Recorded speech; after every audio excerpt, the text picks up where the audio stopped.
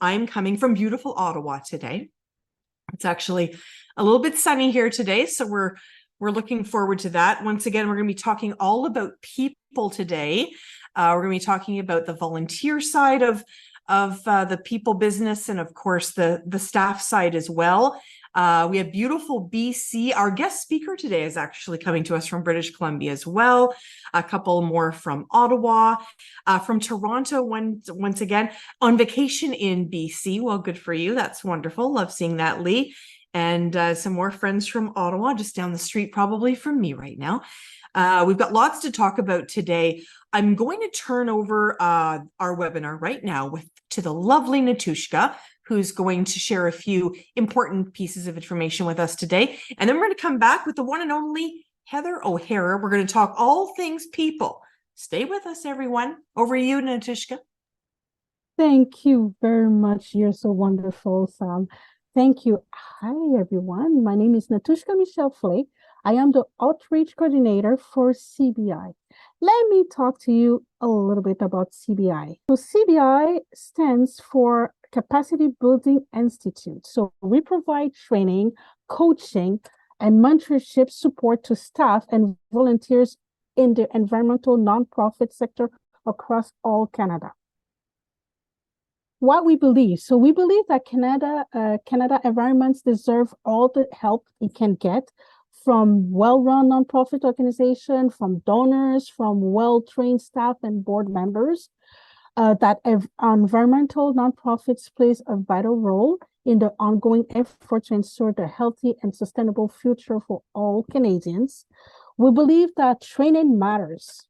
Yes, without training, we cannot make things work. So it helps keep our organization well-staffed, fully compliant with laws and regulation, and effective in their game-changing work. We believe that small shop organization makes a big difference.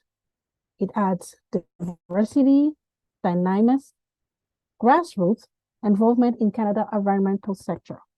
And for last, we believe that there is much more to do, has stronger and more resilient environmental sector within our reach. And if we have the courage and the commitments to build it and make it big thing all together. What do we offer? So CBI offers the CBCP certificate program, so Capacity Building Certificate Program, which we are already at our third month. Half of it, we had the first class started in June, then going through the 6 months until we go to leadership and culture. We have the internship training program, ITP. We have fundraising intensive workshop. We have capacity building webinar series, which we're having every month at the beginning of every month. We have leadership training stream. We even have for some people who had attended the CBCP program who has their testimony about it, like we have Agnes Richard, who wrote a little note about it.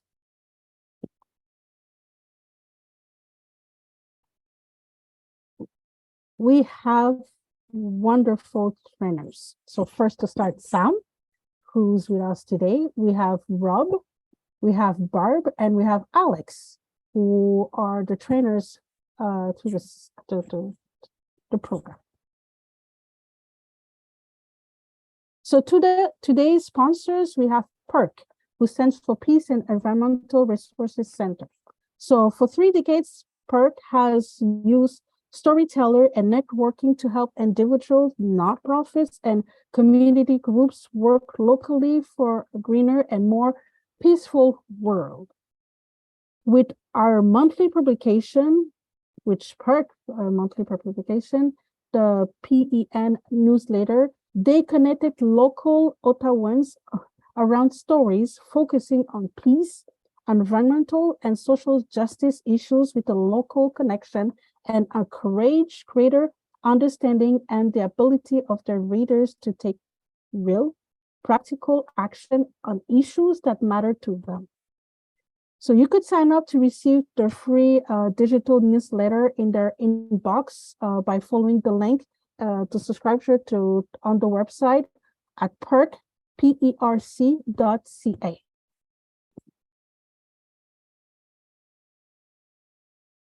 Our team, if you need to connect with us, we have Anna Rockburn, who's the operation manager.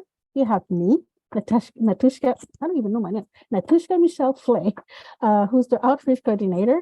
And we have joining us a new intern, Nicholas Kitchmich, who's the Sustainable Development Engagement intern working with us.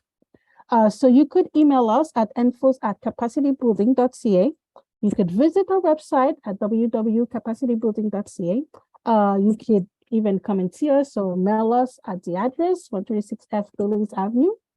And don't forget to save the date for our next webinar, who's going to be in September 11, 2023 at 4 p.m. Eastern. It's going to be on communication and outreach. And you need to register at www.capacitybuilding.ca at events.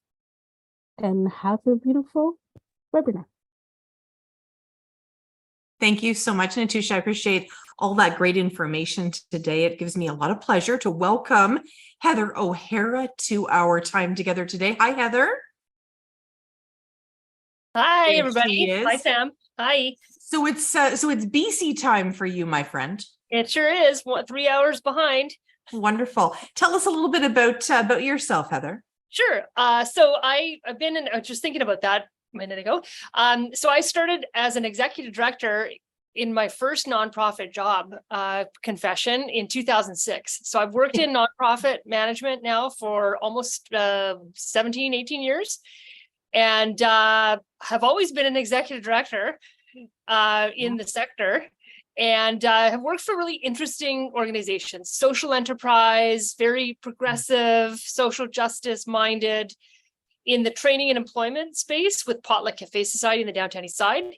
And now for 6+ years as executive director of BC Association of Farmers Markets. So as farmers markets, we intersect a lot of things: food security, agriculture, economic development, tourism, you name it. Environmental sustainability issues and concepts as well. So, fairly robust experience in executive directorship. That's amazing. That's a great overview. Thank you so much for that. And I love a good farmers market, which is wonderful. I think we all enjoy having those in our community, and it's a great way to support local as well. Today is all about people, and none of these organizations that we are chatting about today or represented here today aren't in need of probably more people, because that's usually the biggest challenge. Resources, human resources, volunteers, of course, a big part of that. I'm going to kick us off because I want to get this topic right out of the way. Sure. The pandemic. I know we're tired of talking about the pandemic, but boy, oh boy, was there a massive shift in terms of people power during the pandemic. We're working differently. I want to know what you're thinking. Give us a sense of what you're seeing. Yeah, well, certainly, like our own organization, the minute COVID basically hit, March 17th was our final day in the office. So we had an office. We have a small core team, about 7 or 8 people. We ended up everybody went home to work since March 2020. And except for one individual who wanted to go back into our small office for all kinds of reasons, they're an administrative support, bookkeeping support. All of us now work from home. Wow. Okay? So we have to make a point of, where we can get together, conferences, et cetera, we do that.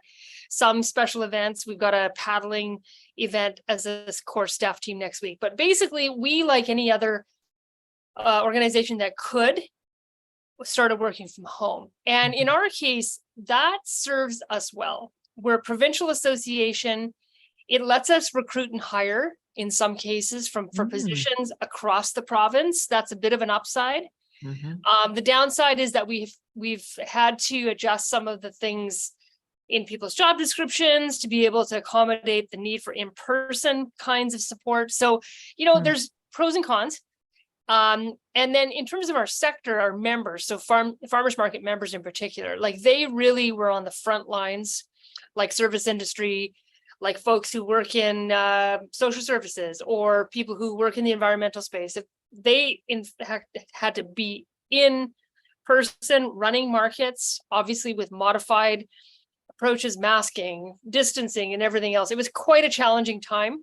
And we were, they were more grateful than ever to have a BC Association of Farmers Markets in their court, because we were navigating all the policy and all the legalese and all the regulatory and updating them daily and regularly. So, but they were really on the front lines of all that, like a lot of nonprofit folks. Really interesting. Yeah, I mean, you sort of forget the associations, the role in terms of the advocacy piece, right? Because you can't expect someone that's also running all these to also be following the day, because things were changing, well, sometimes minute by minute, Heather. I mean, right? Yeah. So. Oh, for sure. Totally. Yeah. So I was thinking about our time together today, and I was thinking about, the role of an executive director and, so many different hats. And if you were to phone an executive director right now, phone them up, how are you? They'd probably say, oh, I'm fine. Behind that fine is I'm exhausted, I'm burnt out, I don't have enough people, I don't have enough hours in the day, I don't have enough money, my board doesn't understand me. So, and then you layer on, if they have staff on top of that, you layer on all the staff challenges. So tell me, how are EDs doing right now? And then you add in, maybe they've got volunteers and they're struggling to get volunteers. So the people side of the business can be absolutely challenging. Yeah, I mean, I would say that whether for-profit or nonprofit, in my experience, the money and the people are the biggest pieces of your work, whether the people you serve, whether the people that you work with you, volunteers you may have in your mix, boards, etc. But people and money are the biggest challenges of any leadership in any organization, in my personal and professional experience. So with that said, like the people side of it has a couple of elements. One is that relationship side, getting along, working well together, interpersonal, healthy interpersonal relationships. And then you've got the legal and regulatory kinds of obligations as well.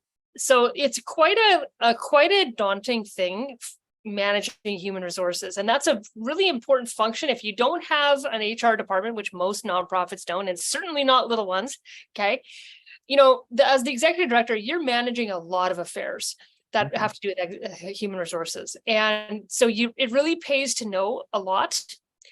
And it pays to also have people you can draw from, HR experts, external folks outside of the organization, paid or unpaid, who you can really lean on for those uncertain questions you need answered. Really, really important to not think you have to know everything and do everything yourself. So have those resources for yourself to draw from and consult with.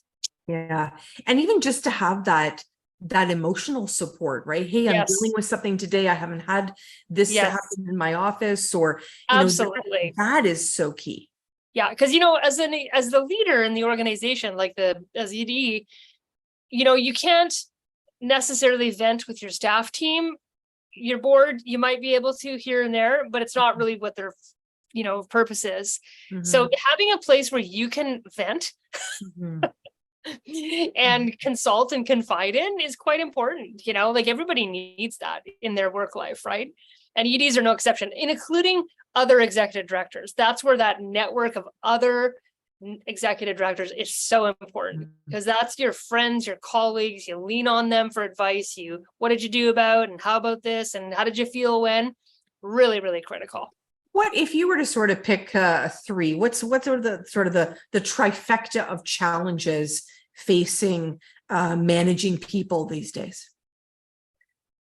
I would say, I think the equity, justice, decolonization work in the world is very important, and navigating that in organization is something that can be challenging, not because it's not worth pursuing, but because everybody comes to that at a bit of a different point in time and a different time and place in terms of where they're at in their justice, equity, diversity, inclusion path.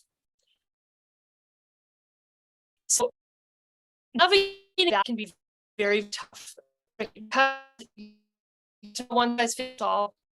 Some people are way further down the path. So it's about how do you bring people along who aren't there, and how do you satisfy and support the people that really want to be doing even more. So I think the JEDI, equity, diversity, inclusion, we call it equity, justice, decolonization in our organization. That work is vital and important, but it's also can be challenging because it brings with it, these are sensitive topics. These are sensitive issues, and people, have blind spots. So that's one area. Okay. So again, I have in my organization currently leaned on external experts to help us facilitate, to help us walk that path, to help us determine our strategy and implement activities. And it's not been without some challenges for sure. Okay. So that's one area. Two, I think recruitment generally in any organization is always a challenge, especially when your resources are tight. Okay, it's easy to find people when you have ample money and you've got ample resources and benefits. It's not so easy when you're a small nonprofit with limited resources, limited pay. How do you hire and recruit people, and how do you keep people? Okay, and especially if you're prone to funding cycles, right? And the ebbs and flows of like, do we have payroll for next week? Do we have payroll for next year? Very, very challenging. Okay, sustainable, viable funding pools is not easy to secure in any nonprofit. So that's the second one. I would say a third one would be, as an executive director, is having to make sure, wanting to make sure, frankly, not having to, wanting to make sure you've got good policy, good guiding HR practices and policies in place, because that becomes your management tool, right? It's vital. It takes a bit of time to pull that stuff together, but it's vital because it helps you manage problems. It helps you prevent problems. It helps you with what do you do when. It helps with transparency in terms of people knowing what the expectations are. It takes time though, and it can be quite daunting. So again, what I love about the nonprofit sector is people are willing to share. Okay, you don't have to reinvent the wheel. People have policies. You can beg. There's probably a whole bunch of people figured out, and it's just a matter of asking, going, "Hey, have you got a policy?"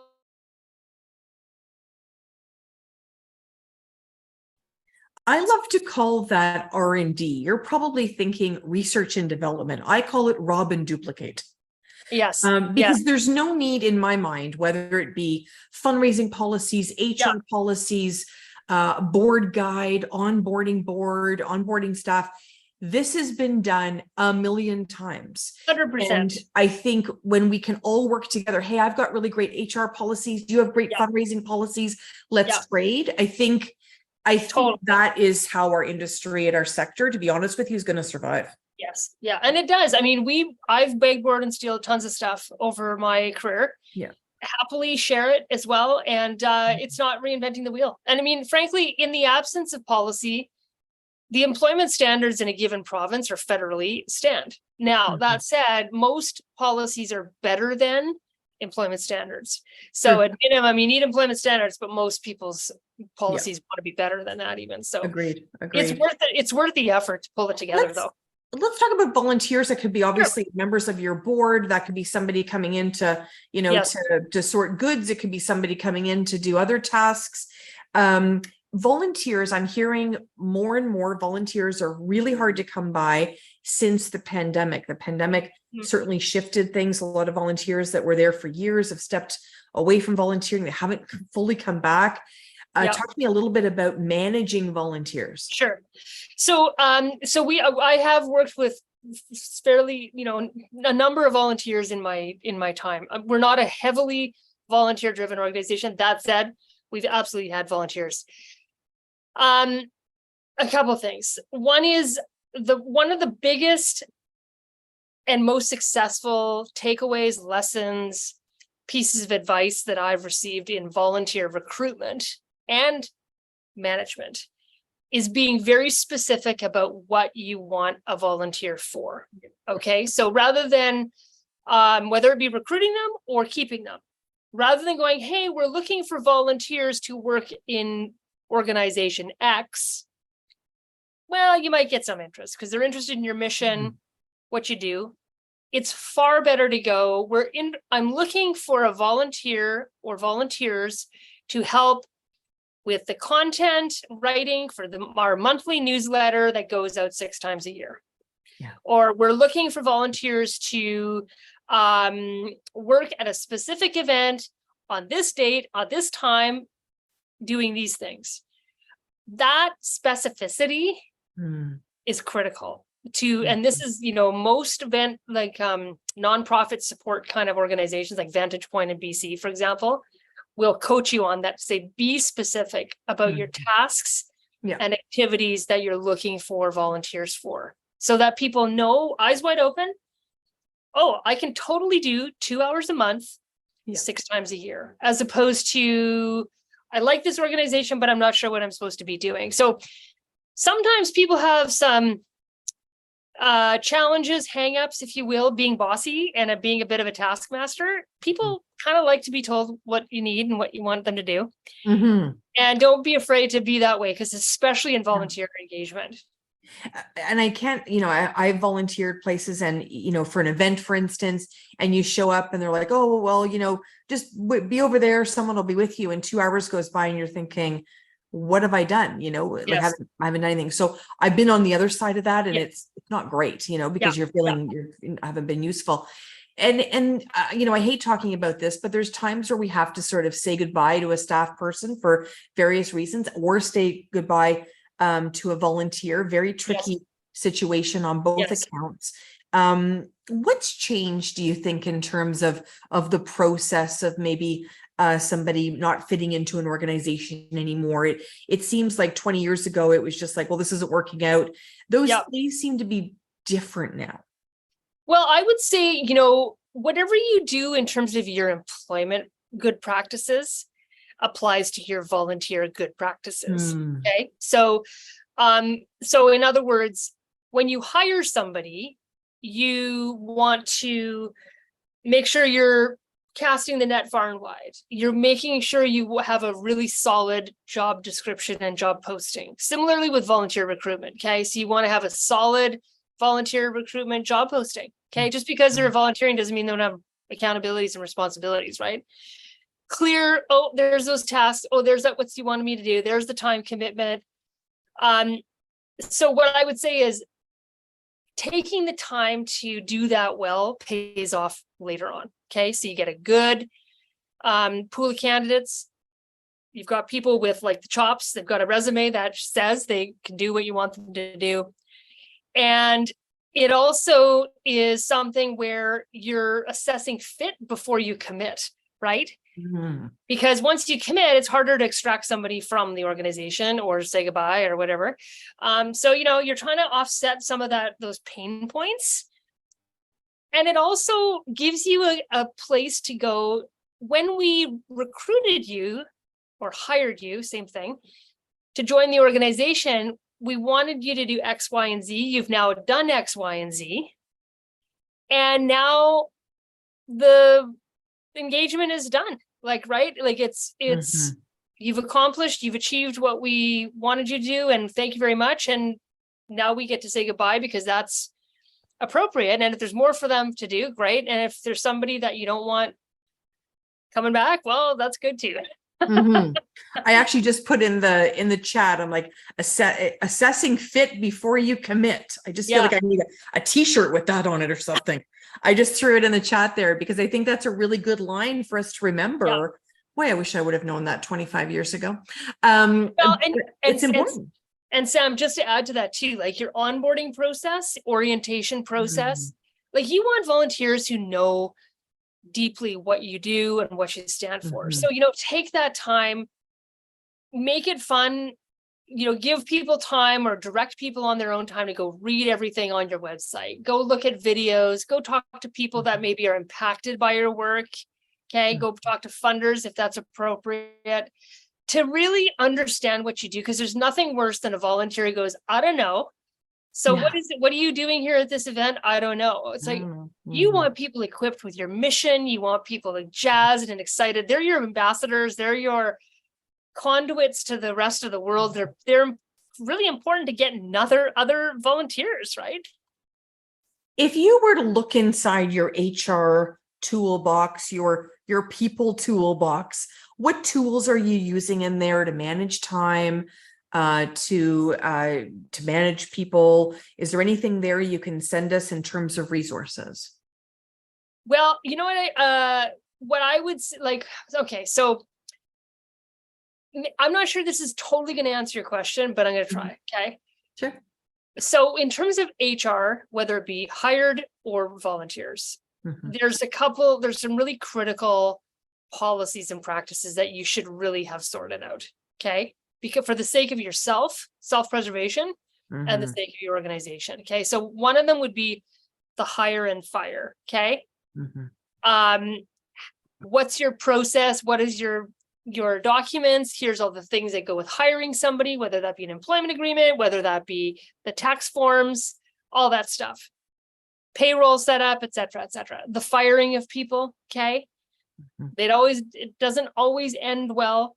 What's your process for that? How do you do that? Is it articulated somewhere in some kind of policy? Progressive discipline. What happens when it's not working? How do you remediate the situation? Okay. Some kind of formal and informal check-ins with people and performance reviews. So formal performance review once a year, maybe, but ongoing check-ins where needed. Okay. Compensation and benefits. I think as a steward of a nonprofit or any organization, you got to know what you can afford, but you also have to have an eye to what would you love to improve. Okay. If not now, what's the holy grail, if you will, of down the road? So you're constantly thinking about, if we could pay people more, we would. What does that look like? Okay. Right.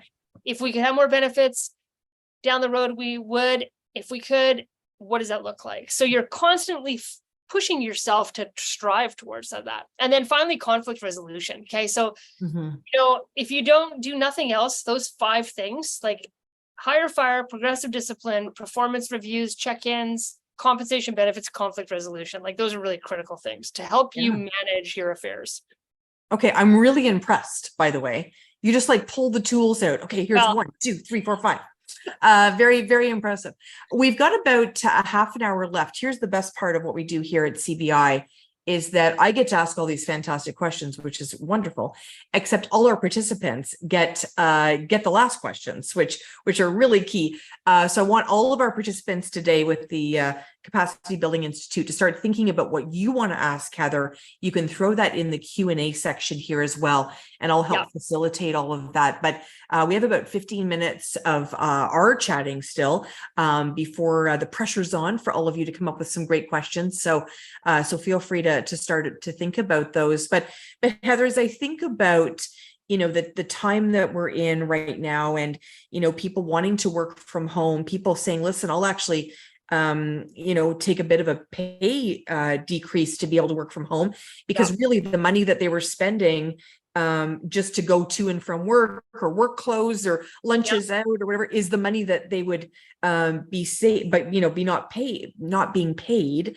and they want to stay at home. Do you like working from home? Do your team like working from home? Well, I mean, I certainly love it. Okay. So I am not missing my 2.5 to 3 hours commute every day. I've really, really have much more work-life balance, which is really important to me at this juncture of my career. Okay. Work-life balance. I don't have children, but I've got furry friends, which are horses, which take my time. Those are my kids and cats. So I love the work-life balance. I tend to be an independent worker anyways. That said, there's technology, Zoom, no problem. Do I miss some of the camaraderie? Yes. It's nice to have that, place to go. So, there's adjustments, but overall, I am 99% loving the work from home. In our organization, I'm fairly open. Like if we make it clear this is a work from home position whenever we're hiring, or in office if it's required. And, I would not be opposed if we needed to have some kind of place where some people thought they would be more productive, like some kind of hybrid model. Right now, that's not the request, but that I'm certainly not opposed to doing that. And I think, it's depending on the person. My MO with people management is, where are you going to be the most productive and effective? Okay, so for me, if somebody said, you know what, I work really good in a coffee shop, and I'm like, who am I? I'm going, great, we'll go work in a coffee shop. Okay, I trust the work to get done. It'll be obvious if it's not, and if that's going to make you happy and more productive and satisfied, hey, right, I'm fairly liberal in that regard, or they need to be off, have a split shift because that works for us as an organization, that works for them. Okay, no problem. It's so interesting because I remember, I tell this story all the time. About 6-7 years ago, I was working for an organization and I had a very big writing project to do. And I said to my supervisor at the time, would I be able to take Friday and Monday off and I'll write from home on those days? And she said, oh, no, you've got to come into the office.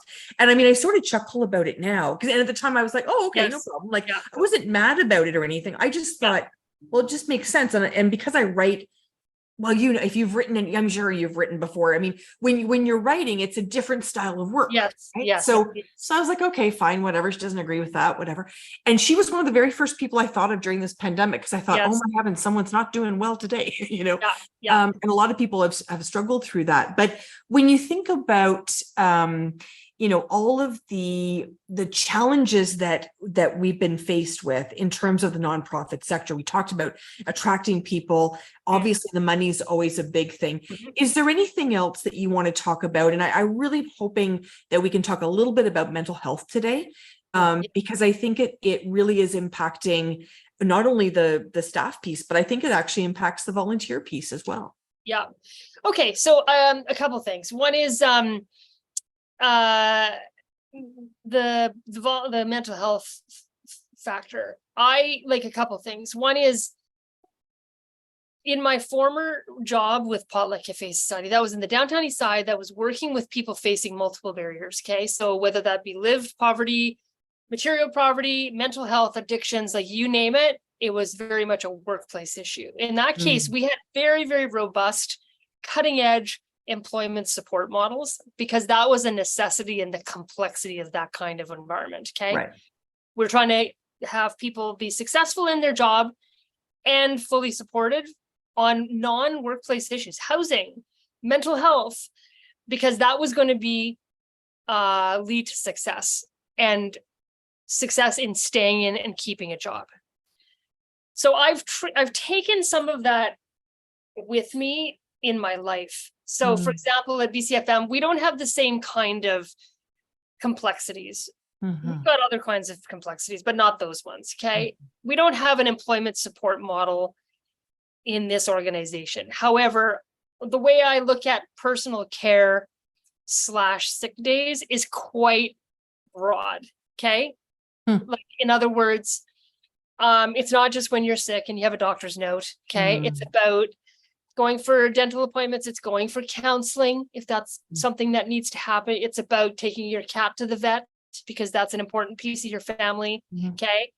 Very unconventional kinds of things, frankly. Like, personal care as you define it, like, I'm pretty open to whatever that means for people. Okay. And we have, for full-time staff, up to 10 days a year paid. Wow. Paid sick pay, paid sick / personal care days. So that's quite progressive. We have a benefits package that thankfully the benefits providers are coming to more sophisticated now, and no, it's not just a psychiatrist or not just a registered X, Y, and Z that's going to help people. There's more manageable and affordable counseling options that they allow now, which is great. So we've Great. always been advocating. I've always advocated for that kind of stuff. Or what's not happening yet is Indigenous mental health support in a Indigenous way. For example, elder support, sharing circles, time spent on mental health in using Indigenous practices, not Really just going to registered counselors and all these things. That's a huge mountain to climb still, by the way, in case you're advocating for that. That is important. And it's not really a thing that happens in EAP programs or counseling programs with benefits now. Okay. So I could go on and on about that. But the point is, so it's like, what can you do in place of that? For example, what could you institute as an organization yourself outside of some kind of formal benefits plan, right? So these are some of the things that you can get creative about and create wellness strategies within your organization, either through collaborations with sister organizations or services, or if you've got the money to pay for those kinds of things. Okay. So mental health is quite important for sure in the workplace. You know, we are not perfect. I am not perfect, but we care about that. You know, it's important that people know they can come to work and be real about their lives and be real about what's going on for them, because it is going to affect their work. So let people be real about things, right? And or make space for that if needed. Wow, how refreshing. Yeah. I mean, we're not perfect. No, and you know what I was going to add, by the way, I'm not perfect either. You know, I think about some of the reasons that I felt like especially when I had a young daughter, right? It was hard to say, oh, she's not feeling well, or I would say that I was sick because I was so nervous about being criticized about being a mom and wanted to like cuddle with my baby because she wasn't feeling well. So I look back on that and I think, boy, I wish I could have just been authentic and just said what but was. You know, like, so that for the folks who are in this program, like, you are effectively in leadership positions or striving to be. My MO is do unto others. Okay. So if I've got a sick somebody, pet, parent, I want to be treated X. I want to be able to focus on that priority of life and be okay with that. So if I would want that, I want to impart the same practice with anybody that works in my organization. Okay. Like, it's really important. Just be human about things. Life gets in the way of a lot of times. Okay. That's my way. I would way rather be that person, because I also want to be treated that way too. Okay. Regardless if I'm the executive director, regardless of something that's due in a big deadline. Well, guess what? My mother matters more than that budget presentation. Let's just say something happened, went sideways. Okay. So sorry. That's just the way it's going to be. Okay. Listening to you, I feel like I want to title your future book for you, putting human back in human resources. Well, again, I mean, I'm not perfect. But still, I think just even that message of authenticity and the realness and the everyday life. And, you know, if I've got 2 Labradoodles, one of them's not well, I mean, I can't focus anyway. Right. So it's all of that. I totally understand that. So Sam, can I make maybe a comment? Because this is going to matter for a lot of the folks too, about the executive director's mental health. Okay. Yes. Like, your mental health as a leader, whatever your title is. Okay. Like, you're accountable, you're got accountabilities, responsibilities. Your mental health is important. Okay. And when it comes to HR, these are hard lived experience lessons that I want to impart to people around, take it for what it's worth. In terms of the HR, you are dealing with people. There are going to be people who like you, dislike you, hate your decisions, don't like your decisions, You have to make hard choices, keeping people, letting people go, saying no, saying yes. Mhm. That is a heavy burden to bear for one individual who's ultimately on paper responsible for those decisions. Okay. Yeah. So for your self-preservation, for your own mental health, remember that you are not the HR committee, singularly, that it's an organizational problem. It's not your problem. Okay. So the minute you actually go, you know what? I need support in HR because I have to carry that burden of that. So what I've done over the years is find that HR expertise and support network. Okay. That person, paid or otherwise, who is knows more than I do. Okay. Mhm. Who can guide me in challenging HR situations on the best practice because they're an HR expert. Job Mhm. 1. 2, we have an HR committee at our organization. It's my committee that I've created with some board members. Sometimes staff are invited. A lot of times they're not, because it's the place where I get guidance on HR Mhm. strategy, Right. practices, compensation, discussions, etc. Okay. Mhm. HR committee, invent one. What you're doing there is making it an organizational Mhm. thing as opposed to your Oh. individual thing. Okay. If there is anything that someone takes away today, I hope it's that. It's really important. I hope it's that. Otherwise, you feel like alone. You're already kind of alone in these executive director roles. Like you're in this gray zone. You're not the board. You're part of the staff team, obviously, but you're a different kind of staff member. Okay. Yeah, agreed. Ben has shared a term that I want to share with everybody. It's in the chat. And he says, we use the term human resource. I'm messing it up now. We use the term human resourcefulness. Very love, good. That's which a I good love. one. Yeah, for sure. I want to invite everyone to throw their question in the Q&A because we have Heather here and I've got to ask lots of fantastic questions, but we want to hear from you. I'm Sam Laprade and Heather O'Hara's here taking your questions. James Birch is first up. So way to go, James.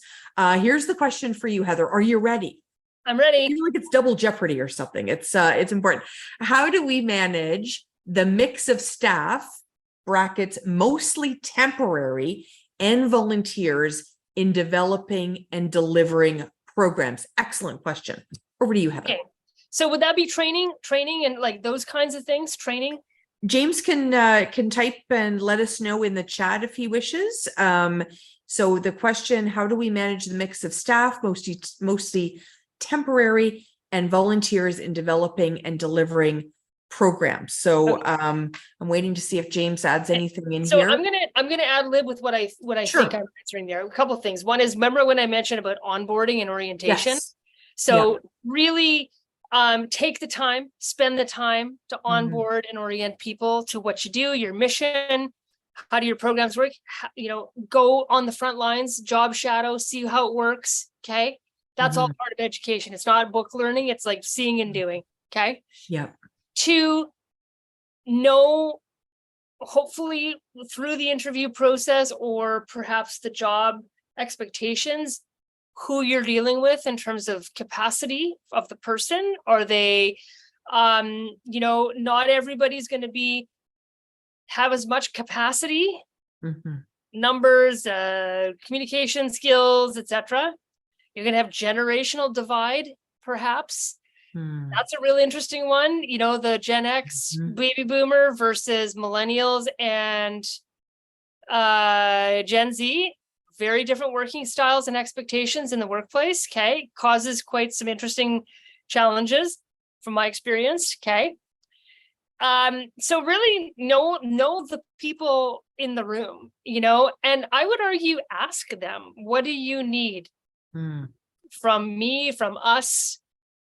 What are you needing? Right. And then having that feedback, regular check-in, how things going for you, make space for that. What can be improved? What's got to be better, etc. So James has added here, it is more than training. we blend activities because we don't have staff to do everything, but we must deal with staff and volunteer differently, assigning tasks, time expectations, etc. Yeah, that's a big question for sure. Well, and again, this might not be, a friendly comment, but I think people who've chosen to volunteer have made a choice. Okay. So we can't forget that. You've chosen to volunteer, therefore you've chosen to be doing productive things to benefit this organization and advance its mission and not be compensated for it in a monetary way. Okay. There's all kinds of other ways to say thank you. Okay. Public thank you, social media thank yous, other, donated things in kinds of things. But ultimately, the person has made a choice. So if they're feeling resentful or not appreciated, well, that's something to look at for sure. Okay. But there's also just a bit of a reminder. It's like you're choosing to be volunteer. So doesn't come without expectations. Okay. So again, I go back to that volunteer job description. You should have volunteer job descriptions about expectations and what's expected, because it's also a tool to say this volunteer relationship is not working. Okay. You don't need dead weight on the boat. Yeah. So that might not be all that sexy and palatable for some folks to hear, but it's reality. Yeah, I know it's important. I think it's important. I read a book once. She's passed away now, sadly, but Simone Joey wrote a book, How to Fire Board Members. Oh yeah, because we're sometimes and they do. There's a lot of board members that bring a lot to the table, but there is always sometimes one or two that can be really challenging. So and they should have roles and responsibilities, and here's your job description as a board member, terms of reference, all that stuff really matters as a management tool. Let's talk a little bit more about people power. What are some of the other sort of areas that you think we could sort of share about today that may add a few more tools to the toolbox? Well, I would say, invite your team members to come forward with ideas, right? Invite your people to innovate things. Okay. Don't be a butter. Like there's going to be times where you have to say no for sure. Okay. But, don't be one of those but types. Like if there's an opportunity to try something new, try it. And just with the caveat and go, if it doesn't work, then we go back to what we did before. Okay. For people who are high functioning members of your team, I've got a number of those folks in our group.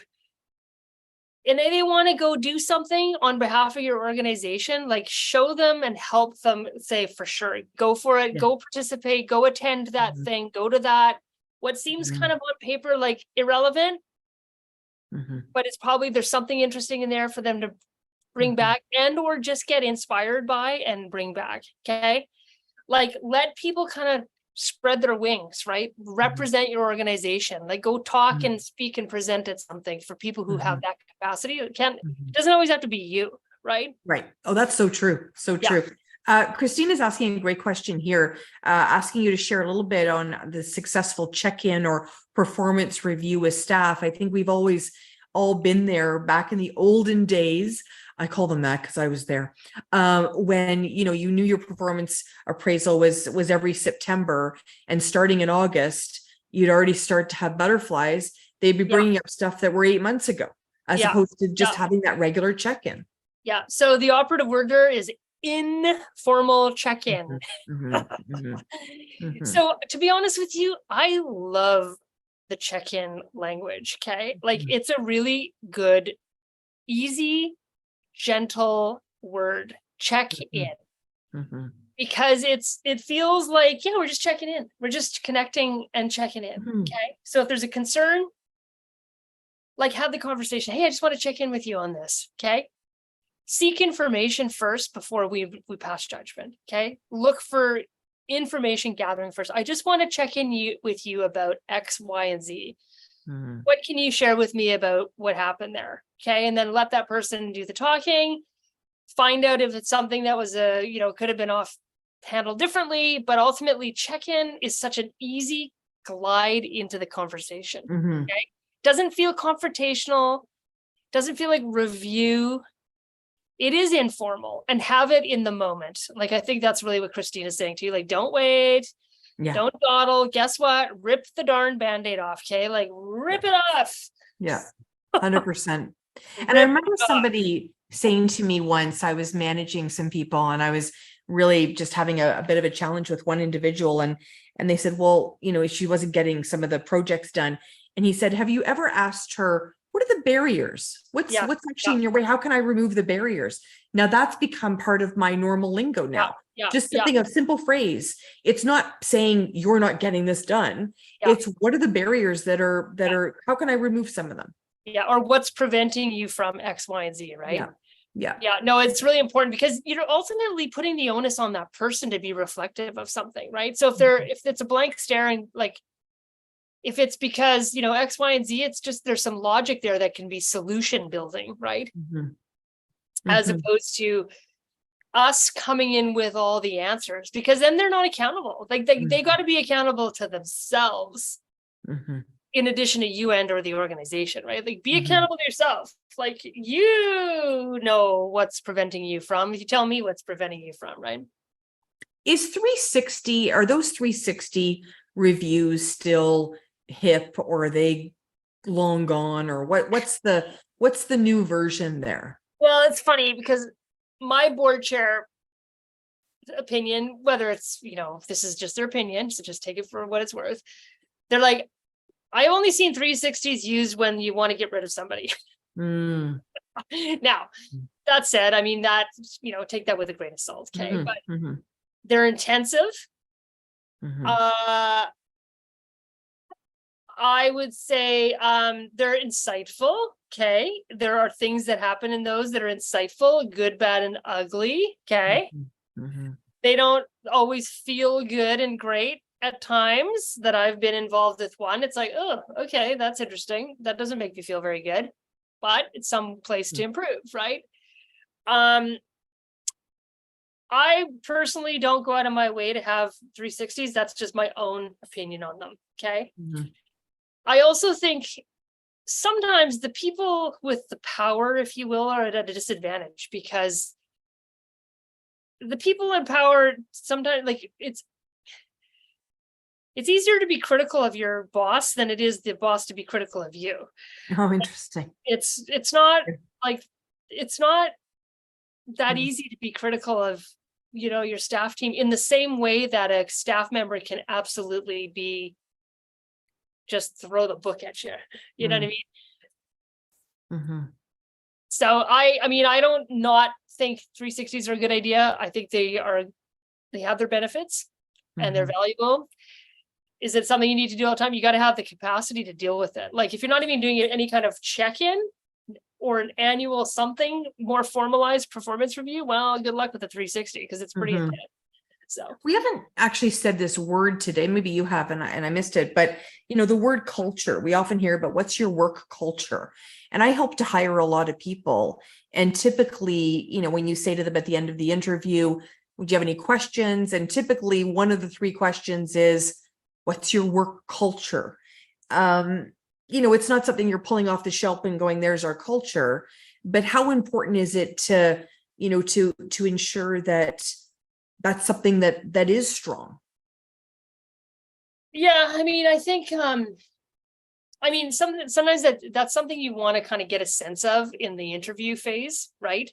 And it's probably more about working style or ways people like to work, language, as opposed to workplace culture, because sometimes that can also be biased, right? Like, all of a sudden you've got a workplace culture that's like, bear with me, like bro culture, like, the sort of the tech industry's gotten a lot of heat for this over the years, right? Like, very male oriented. I'm not saying it's this way today, but it's been in the news a lot over the years. Male oriented, single,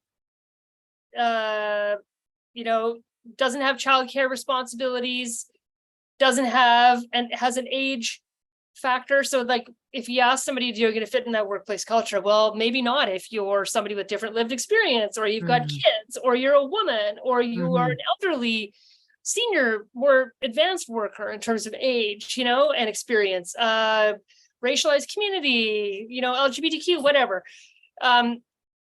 The workplace culture thing, I think you want to know how people like to operate though. Like, so in other words, if you're managing an organization that has to be on the front lines, talking to your people and constituents all the time, and you've got somebody in an interview that says, I don't like people and I like to work alone. Well, probably not a good fit. Okay. Yeah. Or at least for the job that they're applying for. So. Yeah, no, for sure. And we did hear earlier, assessing fit before commit. That was the brilliance that we heard from you about a half an hour ago. I think it's one of those, like, just a little tweaking on that one is because it's, you don't want to be biased against fit. Like, your fit needs to be broader than, like, so you're not limiting your candidates because they don't fit to your mold. Does that make sense? Especially in this day of equity and inclusion, right? So something to be mindful. Yeah. The more I think that we invite and grow the table and invite more people to the table, and then when we invite to the table, sometimes we don't do the talking and we let others do the talking. I think that's a big important piece too. We've talked a lot about people today, volunteers, staff. We've talked about the ED side of it, a little bit about board, a little bit about culture. And I've really enjoyed my time with you today, Heather. Thank you so much. You're welcome. Happy to be here. And I've got a PDF slide deck. I can send Christina your team, so you can. It's the same. It's 8 top things to know about HR, human resources, from Heather's personal and professional experience. There you go. Well, that's fantastic. I'm sure it'll be very welcomed for all of our participants today. Thank you so much, Heather, for joining us today. And we look forward. I'm already thinking about September 11th. We're going to be seeing all of you hopefully on September 11th. So we want you to register for the Capacity Building Institute on September 11th. We'll have another great opportunity for you. And we'll be back in October, and we'll be back in November. So lots of really important information there. Thank you so much to everybody who joined. I know it's August, and I know a lot of people are on holidays, and some people even joined us on our holidays. So big gold star to everyone that joined us today. Thank you so much for all the great information. I learned a lot today. Thank you so much to Heather O'Hara. And thank you so much for joining us across the country, the Capacity Building Institute. Check out the website. Thank you as well to Natushka for sharing all that great information. And hopefully we've inspired someone to pass along the information today to a colleague or a friend, and maybe you bring them along for September. Have a safe August, everybody. I'm Sam Laprade. It's been a pleasure spending time with you. Have a great Monday. Bye, everybody. Bye. Thanks, Sam. Thank you.